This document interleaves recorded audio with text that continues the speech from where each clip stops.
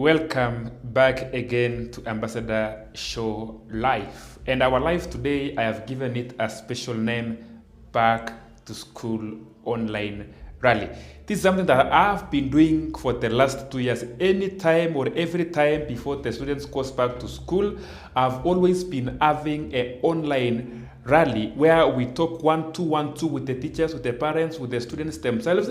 And today, feel treasured and have a pleasure to join our live discussion where I myself am the one doing the facilitation. So you are highly welcomed from wherever you are. You can invite somebody, you can invite your schoolmates, you can invite your colleagues if you are a teacher, you can invite your fellow parents if you are a parent. And I will start by wishing you a happy New Year 2025. May you get the best in this year. May all your wishes be granted by God this year. May you receive the favor of the Lord in all what you are doing this year. One of my prayers that I always pray, I don't forget to mention it, is about the favor of the Lord. You know, sometimes we do a lot of very many things. And if you have the favor of the Lord, you will go a higher step than the others. So this time, I pray that may you have the favor of the Lord. Whether you are a parent, you are a student, or you are a teacher, this facilitation is ours. This talk is ours. Me, you, and all of us together, let's have this particular talk. It's going to take us 40 minutes to 1 hour, more or less, but be with us. So personally, my profession is, I'm a teacher, but I've also specialized in giving talks, making students realize their hidden potential. Most of students are there, they don't know that they are very genius in nature. They just need a small ignition so that they can realize that they are doing well, they can do well, they can pursue whatever they want, their professions, what have you. Now, starting with parents, you know, you've been at home with the students for the last 2 months, if I'm not wrong. You've been with them for many weeks, both day and night. And now, most schools are opening next week on a day. Tuesday, Wednesday. In fact, some are starting on Monday. They will start going to school. They will start doing their budget for school and very many other things which are yet to come on the way. Have you sat down with your kid? Then you ask the following questions.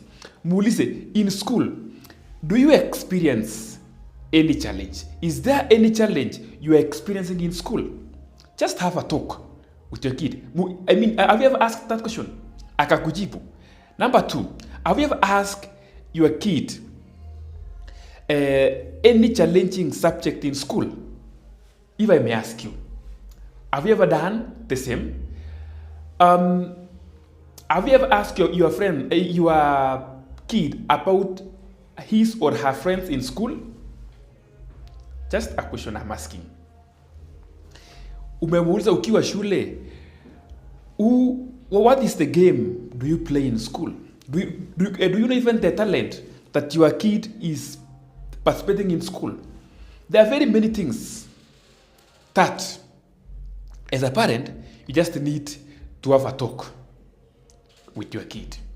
Have you ever even checked on his or her school uniform? I'm sure kuna mzazi tu mahali ajaangalia uniform ya mtoto wake, ajaangalia iko aje, how is it, you know, such things. Yeah. Hata ujamuuliza ako aje. By the way, saa zingine kuna mtoto mwenye ni mgonjwa na mzazi hajui. Some sicknesses, the children, they are shy to do what? To say it out. But as a parent, using your own experience, you can talk with your kid. he or she opens up on the same. Are you together? They can open up very well on the same. Kuna wengine mnaulizanga tu about the uniform. Unaangalia tu yes, akona trouser, akona skirt, akona blouse, akona sweater. And some of these people, they even fear to ask you that they need the inner clothes. Remember the generations they are in. They even can't ask that I need this and this.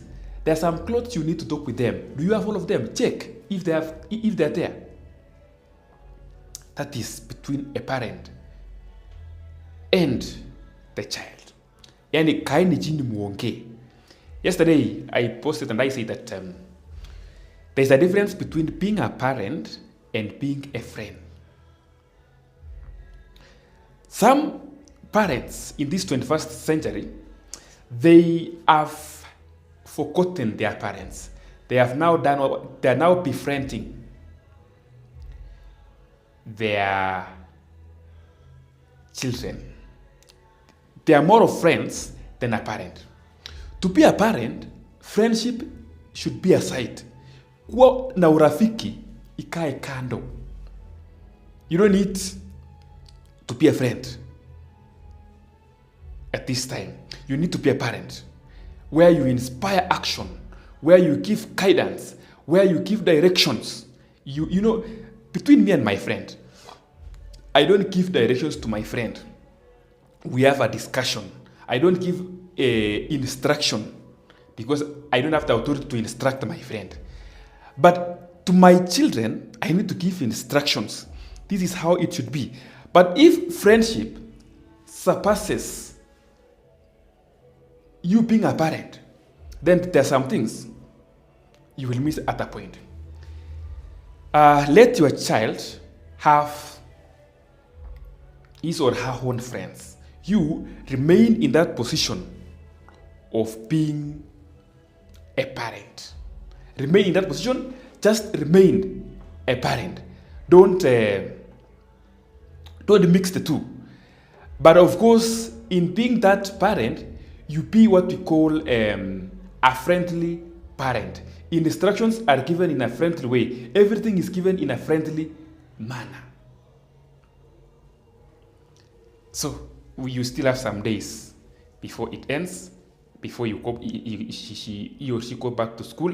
And I'm also addressing some of our children are the scholars in wherever they are. Jioni akifika, muulize how was the day? How is your teacher? By the way, some parents even don't know the names of the teachers of their children. Wanashangaa,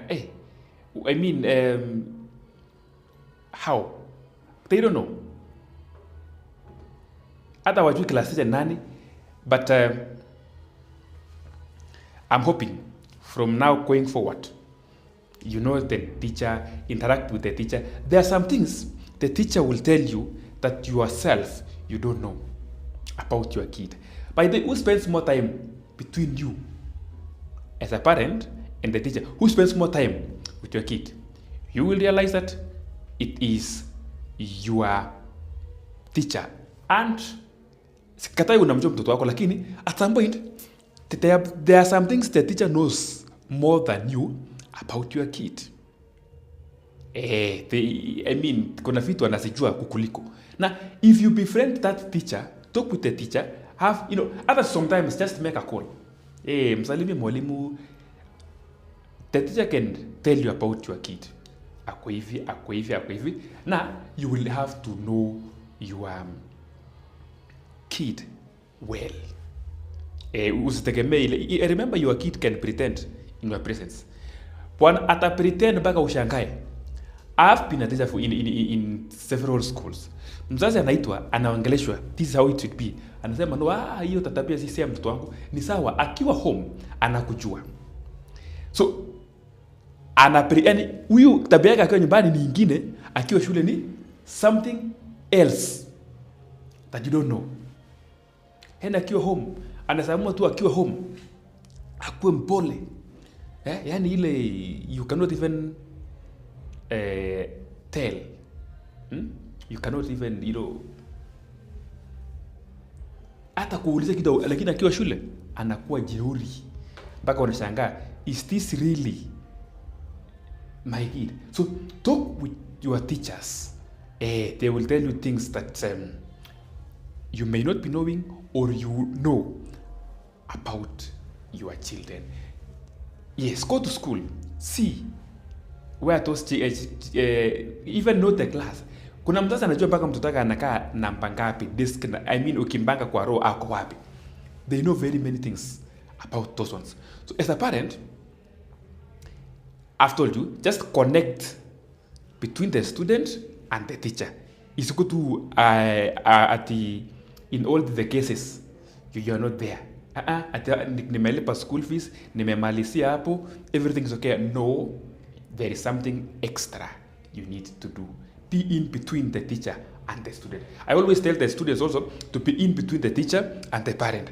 And I'm also telling the parent, be in between the teacher and that particular student. Hata hawezi jua ya kwamba unaongeanga na mwalimu. Wewe hiyo ni yako na mwalimu, pigeni story. Ukifika nyumbani, muongee naye, mwambie hata kitu moja kenye alifanya kwa shule, akifikiria hujui. Mwambie ile siku ulikataa kufanya assignment ya CRE. Ukatolewa nje, ni nini ilikuwa imefanyika? Shanga, so ilijulikana that kuna so atashanga, apart from this moja madhei ama dada ameamua kuulizia about mimi kutofanya assignment, what else can he or she be knowing? Na from there, hapo ndio sasa utamwona ameanza wanazamanga kuficha white ama kutulia, kushtoka kidogo, because umemwambia kitu moja kenye alikuwa expect. Yeye anashangaa how did it came about that mama anajua ya kwamba si kufanyanga assignment. So in fact there is a bar, I will not mention the name because maybe he may not be comfortable on the same. Yetu anakaa tu, anakuja tu kwa ofisi, anakuja shule, anaingia kwa deputy, anapika story na deputy, anatafuta class teacher, anapika story na class teacher, anaingia kwa mwalimu mwingine, yani kuongea. So by the end of the day, amejua shule venye iko, amejua mtoto wake venye iko, amejua vitu vingine about mtoto Kenyatta, mtoto ajui kama mzazi alikuwa shule, na anamwachia pocket money, anamwambia class hii utapea mtoto baadaye. That's not what we need to be doing as parents, and many other things which I'm going to discuss today in our talk. I told you we are going to spend like 40 minutes to 1 hour for our talk. Yeah, so just be in for us. We need to have a proper communication. We need to foster a good communication between the 3 channels. I said we have 4. In education we have stakeholders: student, parents, teachers, the government. But for today we are talking about the 3 of them. So if we ensure effective communication between parents, teachers and students, there will be no suspension in between. I'm not talking about suspension at mwanafunzi amekosea Z. I'm talking about there will be nothing suspended. Effective communication in the 3 systems of the teachers, the parents and the students will save us a lot of many things. First of all, I've talked about parents, and the main thing about parents is to offer support. They offer the support. They're the one. Okay, I will talk about the teachers as mentors, but also parents are the biggest mentors and the first teachers of the children. That is the first thing that they're doing. They're the first teachers and the first mentors to the children. The issue of morality, the issue of discipline, the issue of behavior, character, and all those are mainly taught by the parent. A teacher can decide. I'm not, don't beat me in this. The teacher can decide to strictly stick to maths. Anashika, Jackie, maths. the issue of discipline, the issue of character, the issue of morality, all those, anaamua afunge macho na afunze kitu aliambiwa afunze. But of course many teachers will focus on the issue of discipline, character, because they determine how that student will absorb the maths you're teaching in class. But in case that the teacher decides to stick to subjects, chemistry, physics, maths, English, who will teach that child the issue of character and discipline? You as a parent, you are the first teacher to that particular child. Sawa. Remember, after a given level, mwalimu atarelease huyo mwanafunzi aendelee na wengine, hata kuwa na yeye ndio utakuwa na huyo mtoto for the longest period of time because ni mtoto wako. Akiwa na character mzuri, akiwa na discipline mzuri, you are the one to benefit the most. Akiwa na character mzuri, tabia mzuri, walimu pia hawatateseka na hizi vitu mingi za kusumbuana hapa na pale. So you are the first teacher. Now, as a parent, I don't know how to beat this. They say that a monkey can do what you are doing. A monkey sees something, then applies it. So I always challenge myself that what kind of a parent am I? If the monkey, I'm not calling our children monkeys, if the monkey can see and do something that it doesn't with the eyes, so we have the highest challenge in this world as parents to ensure that the monkey that sees will do exactly what we are doing, and at the end of the day, we are going to be happy for the same. Just imagine. This one's somebody else was asking somewhere. If you are a child, let's say, okay, I'm a man. If my son picks exactly my behavior, will I be happy? Because in most cases, they will I'm doing. If I know how to answer someone in a very disciplined way, if I know how to cool down when things are not working well, if I know how to discipline somebody, if I am disciplined myself, if my child follows the same, will I be happy? Will you be happy if your child copies exactly your behavior? That was a challenge we were given somewhere, because we are the first teachers to our children. A very good challenge. And we are the one that offers the support. You're the one who pays the school fees, of course. You are the one who, any support. That's I know. Even in most schools, we pay what we call the medical fee. Lakini, mtoto wako akiwa mgonjwa, bado utakumbuka ulikuwa umelipa medical fee? No. Unaendanga unamchukua because you are the main support of your child. You are the key pillar of your child. Yes? School fees, everything, whatever the child needs, you are the one that you are supposed to provide that particular support. Even at home, after mtoto ameenda shule na amerudi jioni. For me, I attended boarding school and day school. I know how the two looks like. Boarding school has advantage to the children whose parents do not provide a conducive learning environment. That is for a boarding school. A day school is a good place if the parent offers a conducive learning environment. Yani hapo nyumbani, simaanishi lazima kukuwa na study room. No, hata mahali mnapikia tu. Sema hata you are staying in one room. Pale kando ni kitchen. Pale kando ingine ni iko na bed. So hapo kando huku kuna meza iko na viti mbili, uko na watoto wawili. Sawa? Then hakuna kupikana, hakuna kupiga kelele, hakuna kufanya nini. Mom is cooking there. Yeye ako hapa na kitabu anasoma. Unamuuliza kama kuna kitu anataka. Ukitaka kusupport unaambia so and so, siweke book kando kidogo. Weka hiyo kitabu kando kidogo, niletee sahani pale.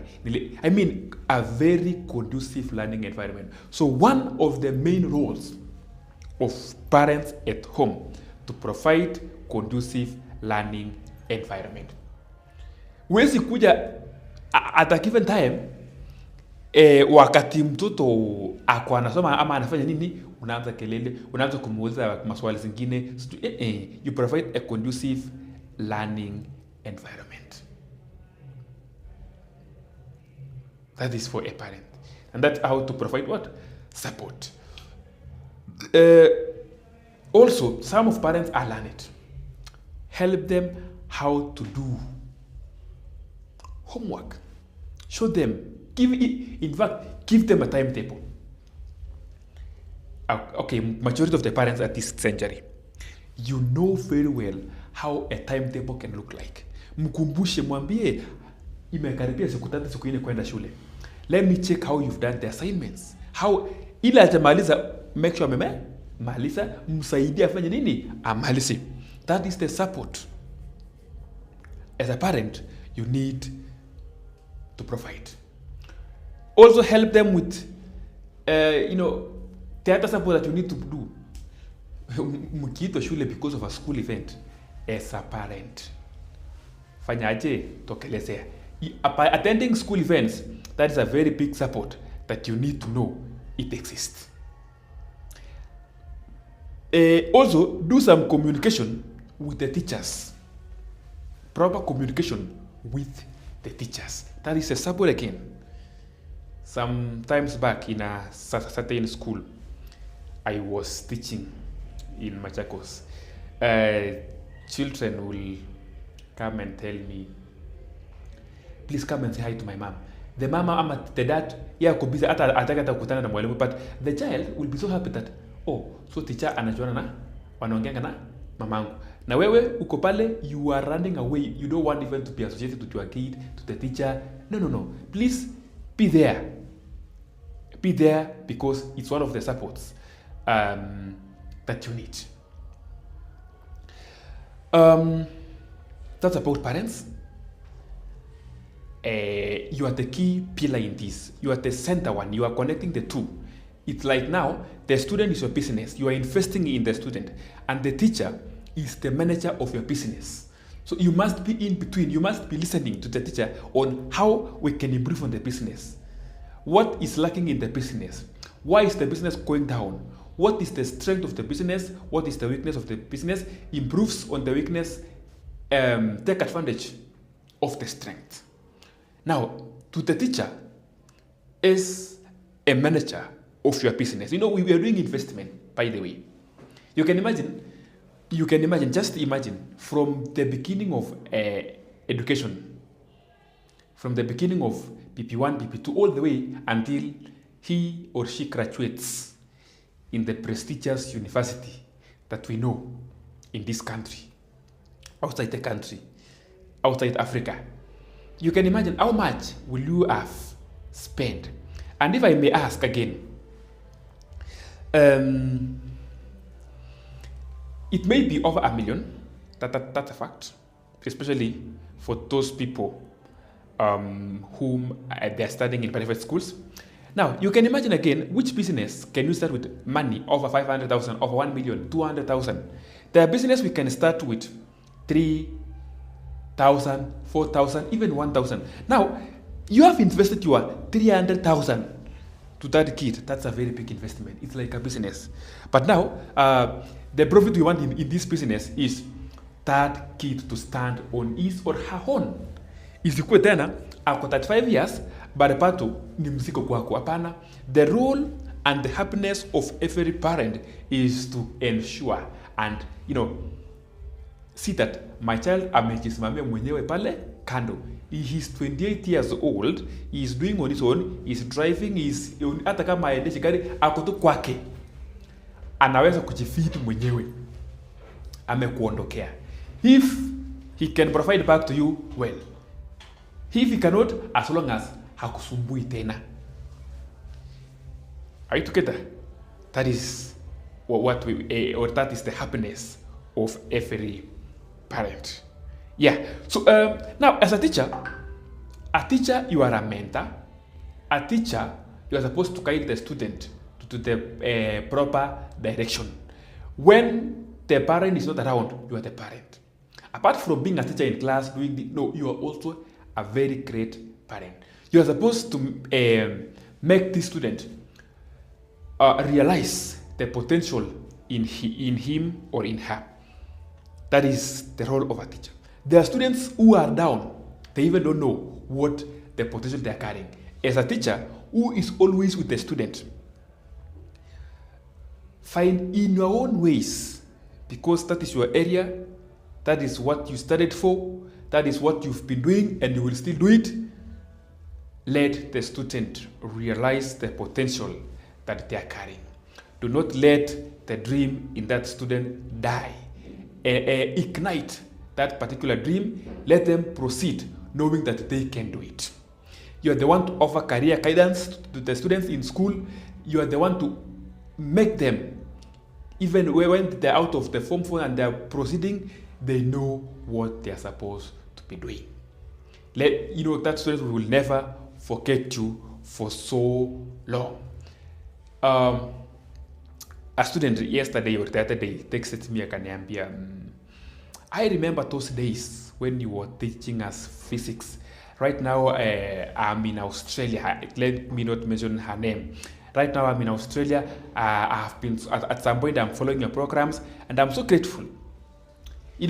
For she mentioned all the things that I was guiding her through. In fact, I didn't know she had gone outside the country. But she came back and said, I was so happy. So if we can guide as many as, if in a class, not just a master to be the class teacher, I mean any other teacher in that class, you can just be a mentor, be a role model, everything that the student requires. Outside your teaching areas, outside your maths, outside your history, outside your geography, you can deviate kidogo, deal with life, explain some things that are not there in the syllabus, talk with them, guide them, give them experience. Because right now, as a teacher, you remember those days when you were in school. What were your challenges? How did you overcome them? And that is how you are touching their lives. Give them such stories. They need to hear. They need to know where they're heading. Give them. There was a script I was writing last week, and there's a sentence I said this, that if you take our brains in the future, our motivation, our inner being gets ignited if whatever is ahead of us is good. For example, if I know very well after a certain training, I will get employed and I will earn a certain amount of money. Then while I'm doing this training, I will be highly motivated because I know what's ahead of them.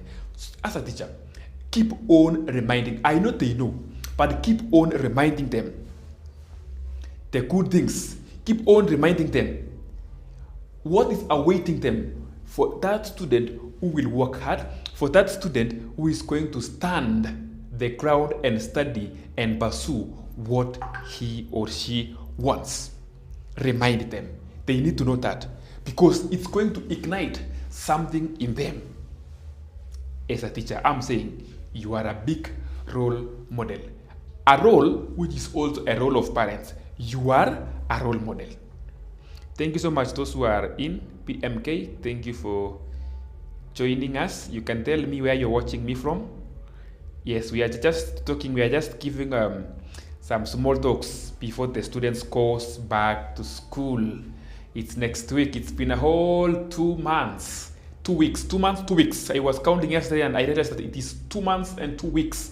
We've stayed at home. Teachers had already disabled the alarm. Now this weekend, put back your alarm. Walimu ni wakati wa kurudisha alarm, wanafunzi ni wakati wa kununua saa mzuri, sio kama hii. Just have a nice watch. It costs 300. You can alarm so that you can manage your time very well. At the end of this session, I will talk about time in 5 minutes, how you manage your time, and I will talk about what you are supposed to be doing in school. So back to you, teachers. You are a mentor. You are a role model. You are a motivator. You need to inspire those students of yours. Let them be the best. By the way, it's only it's the teachers who will be happy if your student will do well than you.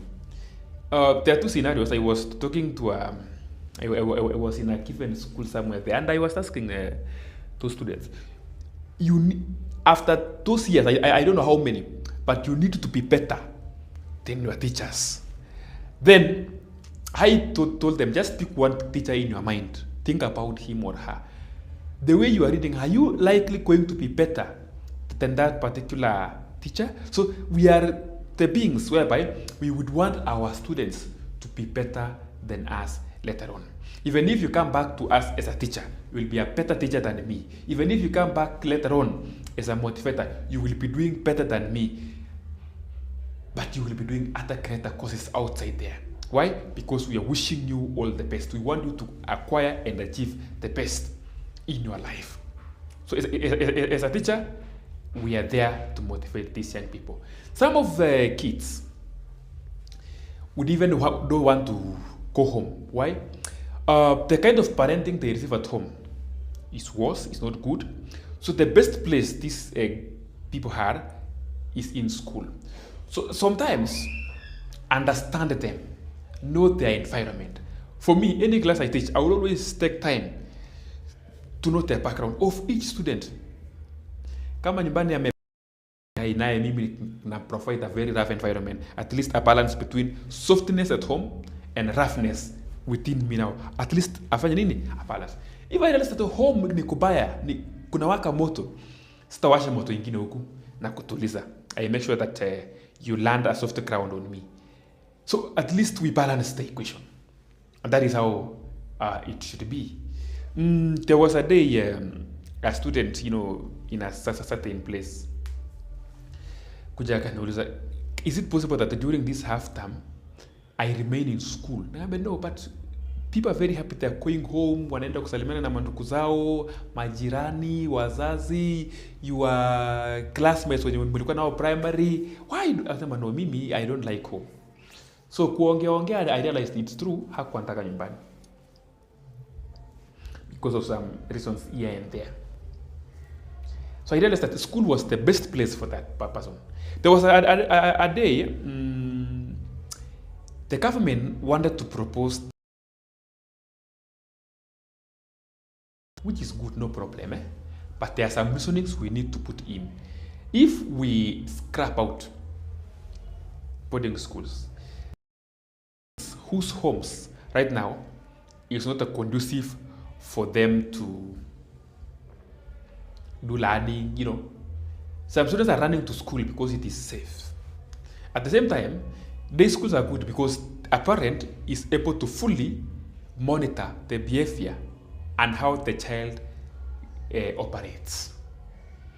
But for me, I'm saying, whether it's a boarding school or a day school, a teacher will always remain to be a role model.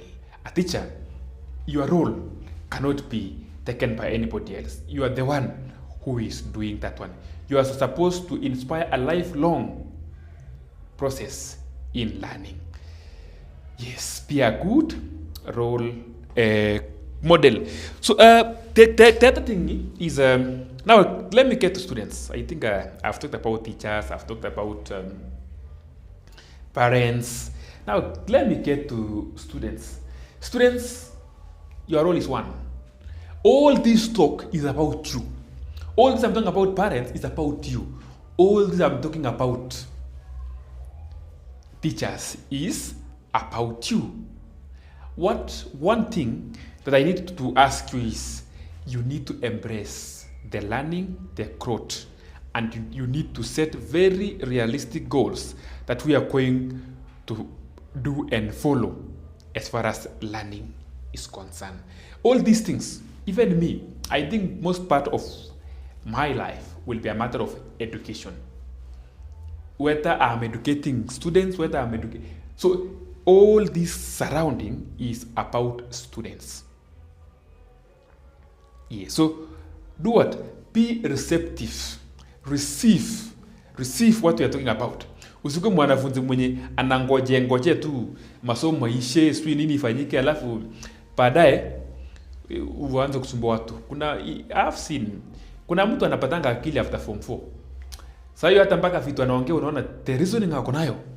Hii reasoning angekuwa nayo ingetusaidia. So unajanga why? So but as early as now, as a student, embrace. You cannot tell me the combination of a parent a teacher are meant to ruin you. No, we are not meant to ruin you. But most of you, again, you think that we are there against you. No, we are there for you. And because you are a student, sometimes we have to work with all means to ensure that you get to the right path. Whether forcefully, whether by diplomacy, whether you like it or not, we will always direct you to the right path. So hakuna mtu akona na ubaya na mwanafunzi. It's all that akili yako kidogo iko kidogo. You know, for us people, we are above 20s. We have seen life. Your parents have seen it. We know the right thing. We know the wrong thing. When we see you doing the wrong thing, we will tell you. When we see you doing the right thing, we will encourage you. And if we give you a warning that this thing that you are doing is not right, and you are not stopping it, you think we will keep quiet? We will use all means. Ingine, wale watu walizaliwa 80s and 90s, sometimes you could sit down and imagine if your parent is really your parent. Unashangaa hii punishment amenipea ilikuwa ni punishment ya ukweli ama alikuwa anataka kuniua. Mpaka hata unashangaa, na hata kuna mwingine anaweza uliza mzazi wake, mbona umenitreat ni kama mimi si mtoto wako? But in real sense, mzazi ana ubaya. Mzazi tu akutua hapo anataka anakutakia the best. Mpaka hata saa zingine mzazi anatumia sababu atakwambia baito enda kuua. Changa kuniua. I mean, it is just a matter of we want you to get the best. So in all these forces we are applying, what are we saying? Receive them with gratitude. By the way, there are some children, they have no one to correct them. They have no one to direct them. I was listening to a reggae song. Kuna kamstare fulani tu nilipik. I know most of you knows it, and I will just say it. Kama haujaisikia, ebu enda usikize leo. Swali hiyo ngoma imeenda ikafika mahali ikasema, children growing without parents, who is gonna tell them this is wrong? I mean, just that line alone, it made me realize something. Who gonna tell them this is wrong? Hata ukiandika hivyo, who gonna tell them this is wrong, you will get that song. Children growing without parents, who gonna tell them this is wrong? Wewe uko hapo, uko na elder brother, sister, parents, all of them glued on you to make sure you are doing the right thing. Na unataka kutukasirikia. We will use all means. Even if the government is telling us that we should not beat you. For me, if you ask me, hii ni maoni yangu, si maoni ya mwingine. Ukijasa na mimi nakutwanga. Hiyo lazima tu ingie tu line vizuri. Because we want the best for you. Diplomacy applies when ukiongeleza mwanafunzi mwambie fanya hivi, anafanya. Fanya hivi, anafanya. Wachana na hii, anaachana.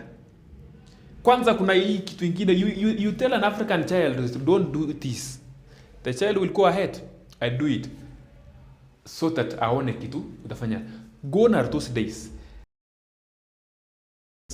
The European people, because there are some things I don't agree with them, but in their own way, you know, for them, an instruction remains instructions and they follow rules.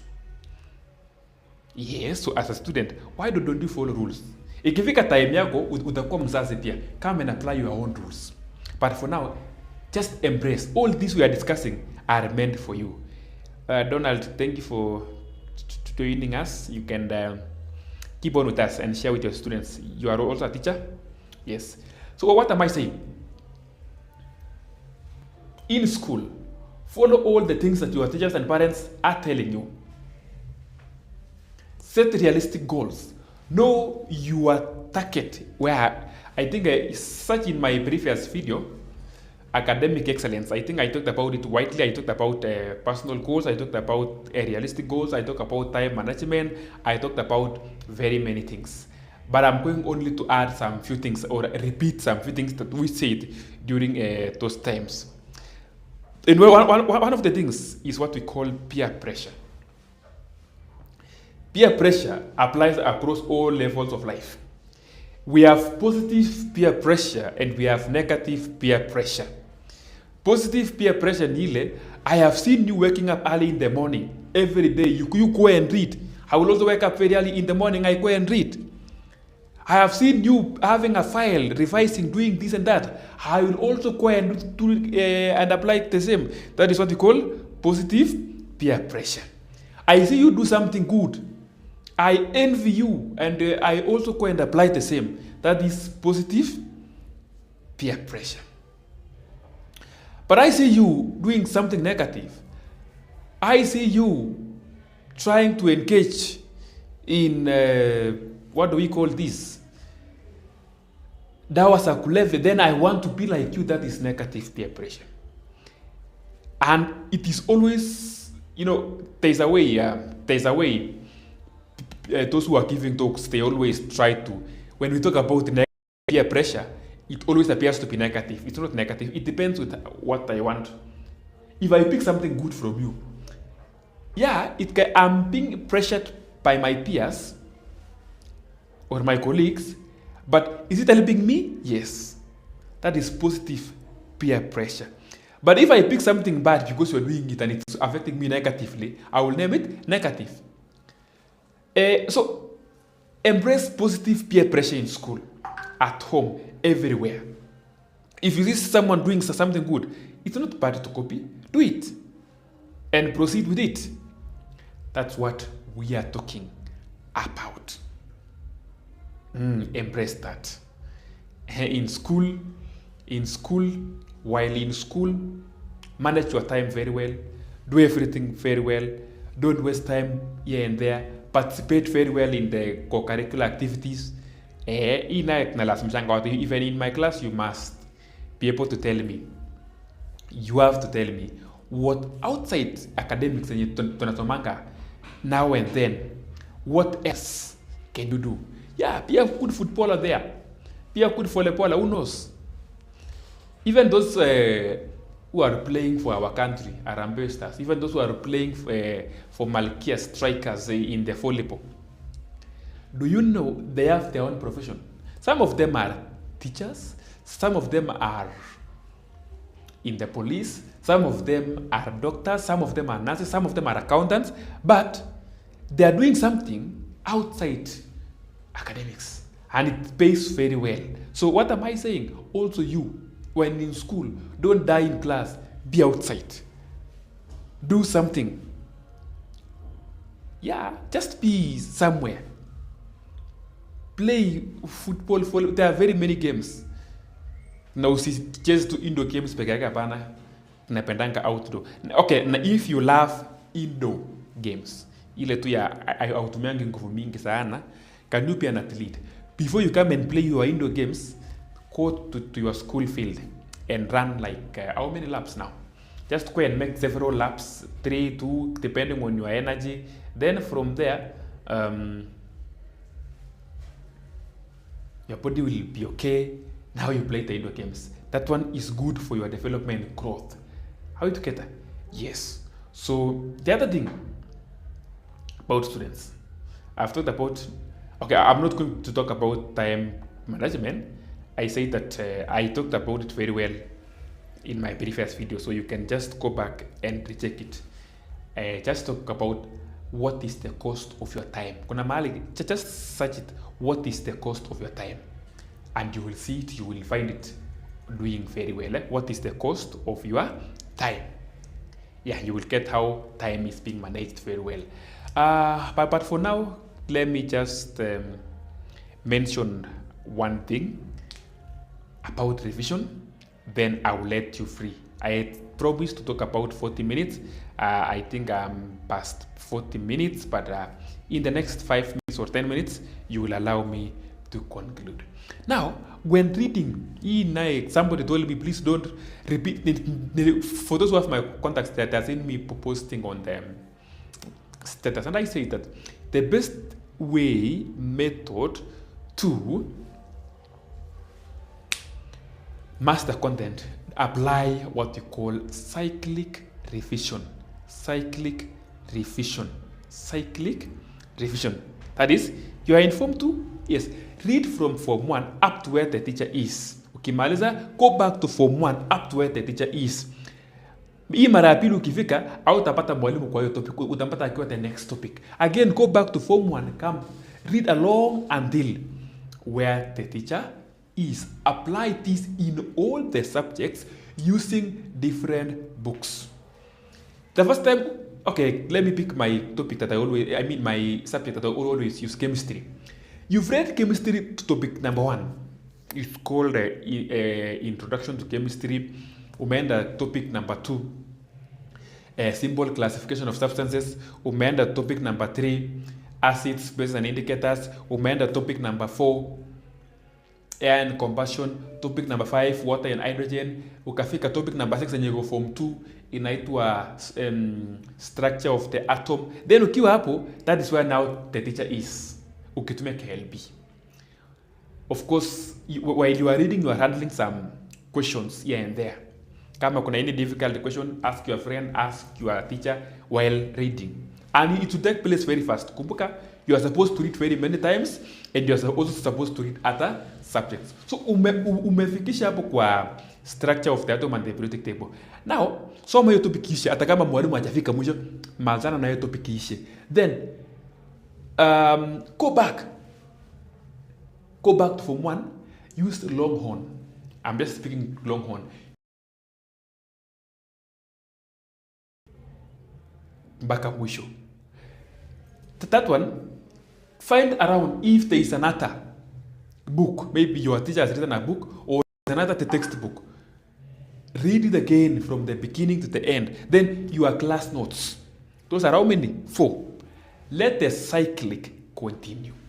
So by the end of one term, inafaa kuwa umesoma kama ni KLB from beginning to mpaka mwalimu wako, Longhorn, your class notes, and another book. How many? 4 times. It's called cyclic revisions. It is very sure in giving what? The results. It is a very sure way of getting what? The results. Cyclic revision. While doing the cyclic revision, also don't forget to do what you call topical questions here and there. Yes. So, do you have now, he now goes to the students, do you have all the notes in all your subjects? Most of you are doing 8 subjects. So, Mimi, to be very honest, if you can give a Form 2 student note, KLB, a Form 1 chemistry, you are only supposed to take a maximum of 1 day.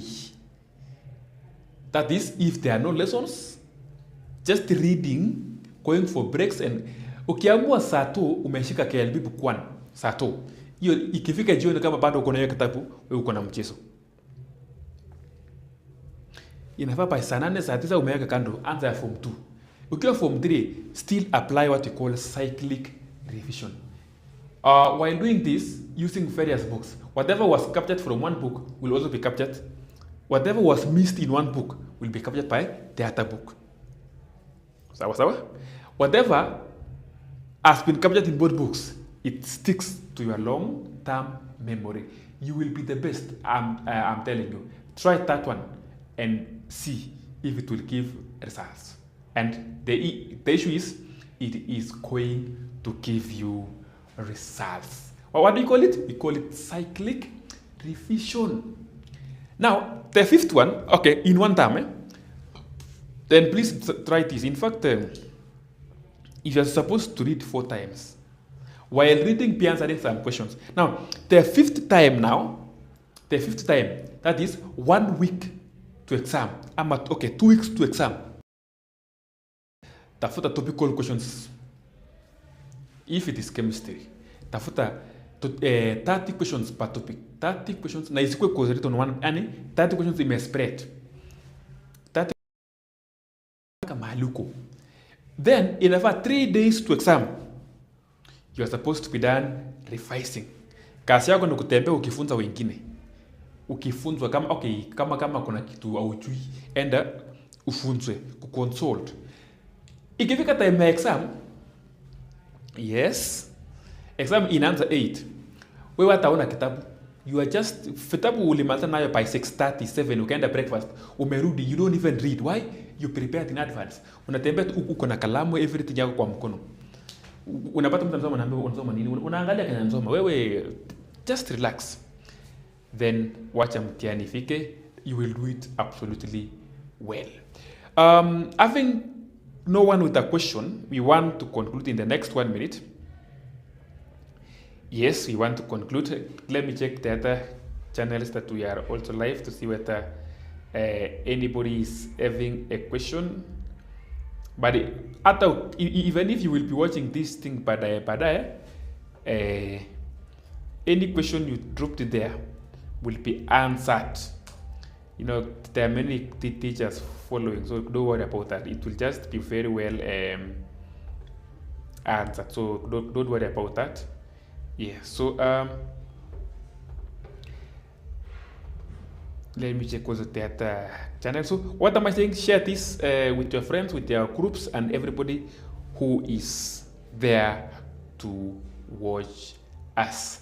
So otherwise, Mickey, we want to be out in the next few seconds. So thank you for watching. Thank you for following us.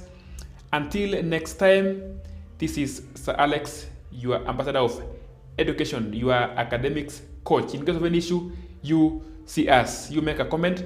My contacts are on the description section. Have a blessed day and wish you all the best in the year 2025.